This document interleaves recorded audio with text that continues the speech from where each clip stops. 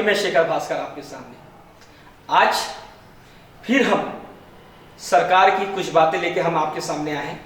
एक आम आदमी की बात लेके आपके सामने आए हैं और देश की आज जो हालत है उस हालत को लेके भी हम आपके सामने आए हैं। बड़ी हास्यास्पद बात है, बड़ी दुखदायी बात है, लेकिन फिर भी हम सरकार की उन कमी नाकामियों को आपके सामने रखने की कोशिश करेंगे। पिछले बार में हमने बताया था कि सरकार ने 20 लाख करोड़ के पैकेज की जो राहत योजना के अंतर्गत जो पैसे की बात कही थी, उससे सरकार ने वास्तव में खर्च किया या ना किया, उसके बारे में हमने बताया था। आज फिर हम एक बार फिर एक 100 करोड़ की योजना के अंतर्गत उस पर हम बात करना चाहेंगे। आखिर ये 100 करोड़ क्या है?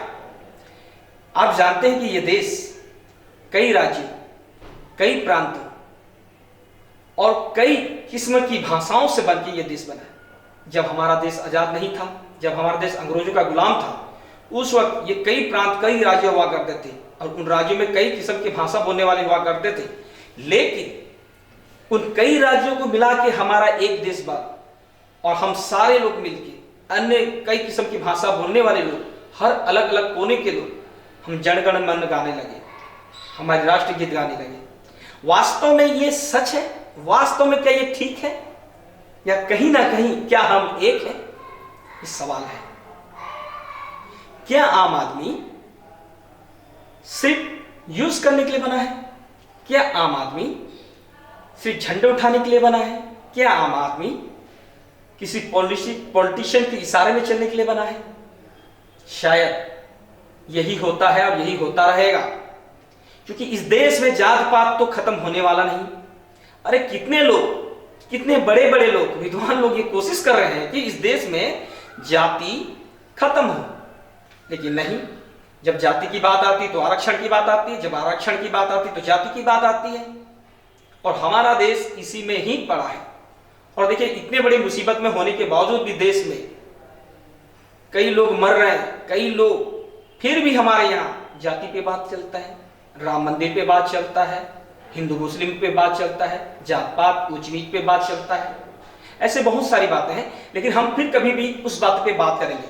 लेकिन आज जो सरकार की जो घोषणा, सरकार की जो श्रमिकों के लिए एक स्पेशल पैकेज की जो बातें हैं, उस पर हम बात करेंगे। क्या आम आदमी को लेकर सरकार का 100 करोड़ रुपया मजदूरों पे जो खर्च होना था, वाकई वो जो पैसा भारी भरकम पैसा है? क्या जो मजदूर फंसे हुए हैं, आज 26 से 30 लाख मजदूर अलग अलग जगह में फंसे हैं, उनको लाने के लिए सरकार के पास 100 करोड़ रुपया नहीं है? बड़े ये हास्यास्पद बातें हैं कि 100 करोड़ नहीं है सरकार के पास, और इस 100 करोड़ के लिए आपस में लड़ रहे हैं। आपको याद होगा जब ट्रंप ने आए थे, अमेरिका के राष्ट्रपति, तो हमारे देश के प्रधानमंत्री ने अहमदाबाद में, गुजरात में 200 करोड़ रुपया उनके सिर्फ आने जाने स्वागत में खर्च किया।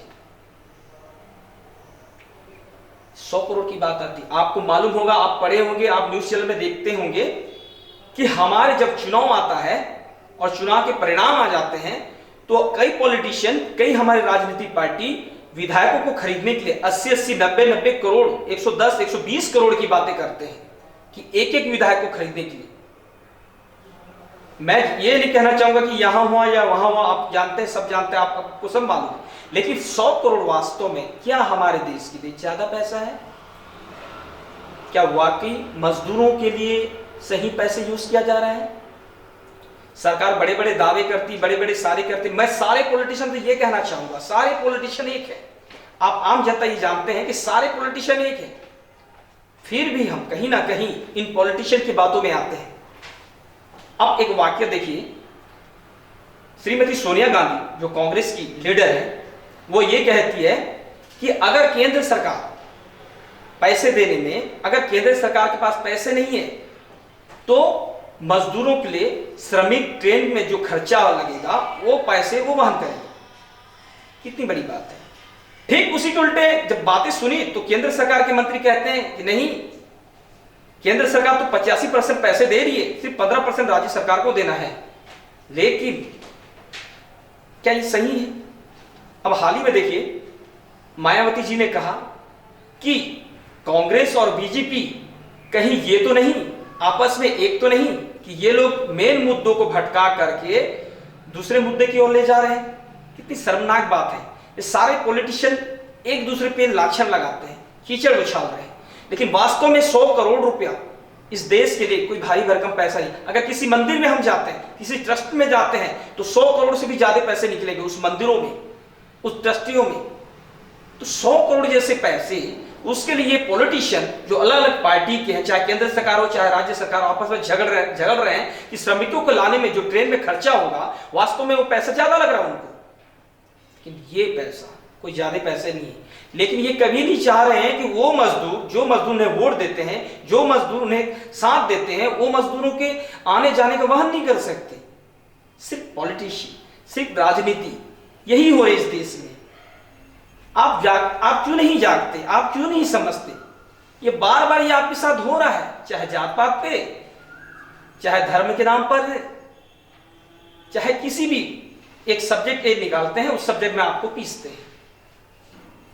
ये सारी चीजें आपको जानना पड़ेगा, ये आपको समझना पड़ेगा, क्योंकि ये लोग आपको इस्तेमाल कर रहे हैं, ये लोग आपको सिर्फ इस्तेमाल कर रहे हैं, ये लोग सिर्फ आपको एक वोट बैंक की तरह यूज कर रहे हैं। ये चीजें जानने की जरूरत है, और जब तक आप नहीं जानेंगे, जब तक आप नहीं जाओगे, तब तक ये ऐसे इस्तेमाल करेंगे।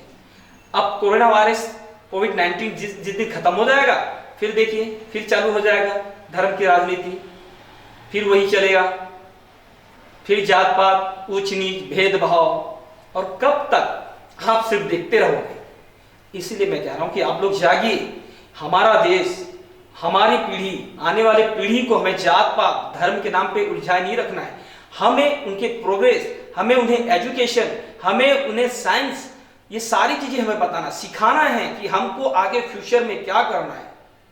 नहीं तो आज भी हम गाय को हम माता, और आज भी गंगा जल के नाम पर हम गोबर पानी नहाते रहेंगे, आज भी हम गौमूत्र ही पीते रहेंगे। मैं ये नहीं कहता कि श्रद्धा पे मैं सवाल नहीं खड़ा करता हूं, लेकिन हम काफी आगे बढ़ गए। हमें भी आगे बढ़ना है, ये दुनिया के साथ हमें चलना है, ना कि दुनिया के पीछे रहना है। और जब हम ऐसा करना चाहेंगे, दुनिया के साथ ताल से ताल मिला के चलेंगे, तभी हम आगे बढ़ पाएंगे, तभी प्रोग्रेस करेंगे। नहीं तो हम फिर वही 1960 1950 में हम दबके रह जाएंगे। अब सवाल ये है कि आप कितने जागरूक हैं। धन्यवाद।